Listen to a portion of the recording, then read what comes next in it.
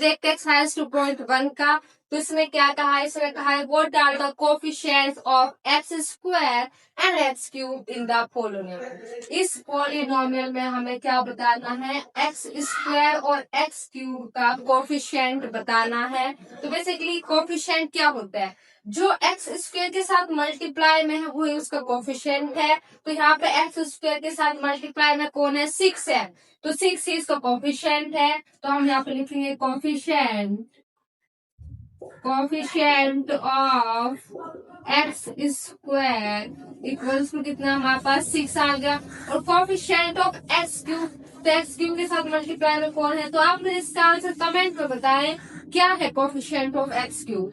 जो x cube के साथ मल्टीप्लाई में है तो क्या है हमारे पास 3। कोई बच्चा बोल सकता है 3, तो 3 नहीं है, हमें माइनस साइन भी इंक्लूड करना है, साइन के साथ लेना पड़ता है, तो पूरा क्या है माइनस की 3 है।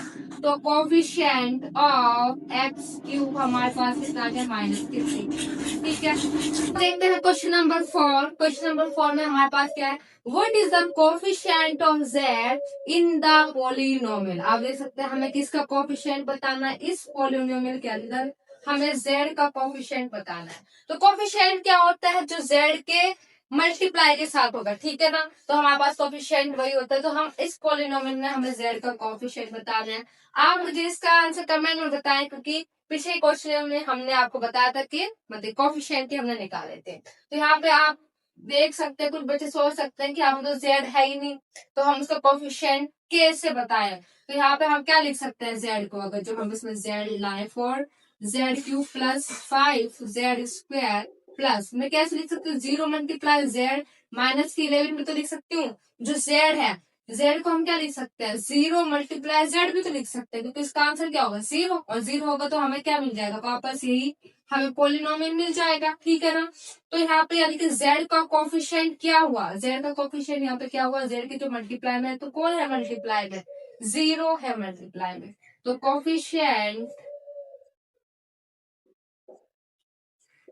ऑफ जेड हमारे पास क्या है, यहाँ पे 0 है, इसलिए ये क्वेश्चन अलग से दिया गया है। क्योंकि इसमें बस थोड़ी सी ट्रिक वाला क्वेश्चन था कि बच्चा यहाँ पे जब देखेगा पॉलिनोमियल्स में, यहाँ पे तो जेड है ही नहीं, तो कह देगा जेड का कुछ पॉलिनोमियल्स नहीं है, नहीं। क्योंकि हम क्या लिख सकते हैं, जेड को 0 मल्टीप्लाई जेड लिख सकते हैं। तो जेड के जो मल्टीप्लाई में वो क्या था, 0 था, तो जेड का कोफिशिएंट क्या हुआ हमारे पास, 0। अब हम देखते हैं क्वेश्चन नंबर 5। ठीक है, उसमें क्या क्या, what is the constant term of polynomial. इस पॉलिनोमियल की कांस्टेंट टर्म क्या है, आप मुझे बताएं अगर आपको बताया।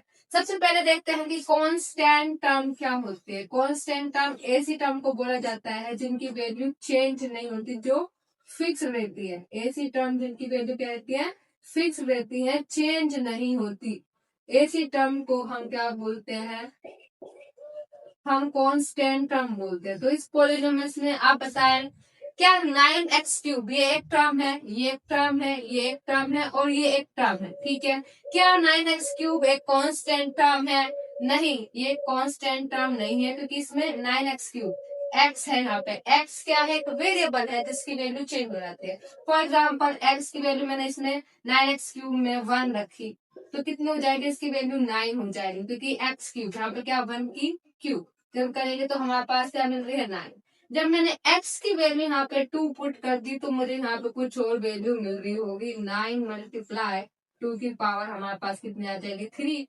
4 4 दूनी 4 दूनी 8 8 72 हमारे पास होगी। तो आप देखते हैं जैसे हम x की वैल्यू यहाँ पे चेंज करते जाएंगे, इस वाले टर्म की वैल्यू चेंज होती जाएगी।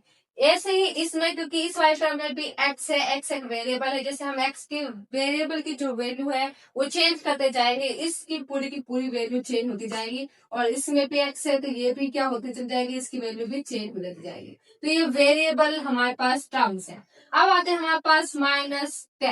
-10 में हम कुछ भी कर ले, -10 की जो वैल्यू है वो क्या है, हमारे पास फिक्स्ड ही है, क्या है, फिक्स है, जो कभी चेंज नहीं होगी। तो कांस्टेंट टर्म हमारे पास क्या आ गया, यहाँ पे -10 आ गए। तो कांस्टेंट टर्म हमारे पास क्या आ गई, -10, क्योंकि इसकी वैल्यू कभी भी चेंज नहीं होगी, हमेशा फिक्स रहेगी। तो आज के लिए बस इतना ही है। मिलते हैं नेक्स्ट वीडियो में, और आप इसको एक बार देख लें, एक बार आप इस क्वेश्चन को नोट कर लें। अगर आपको कोई डाउट है तो कमेंट करें, मैं आपका रिप्लाई करूंगी। So thank you.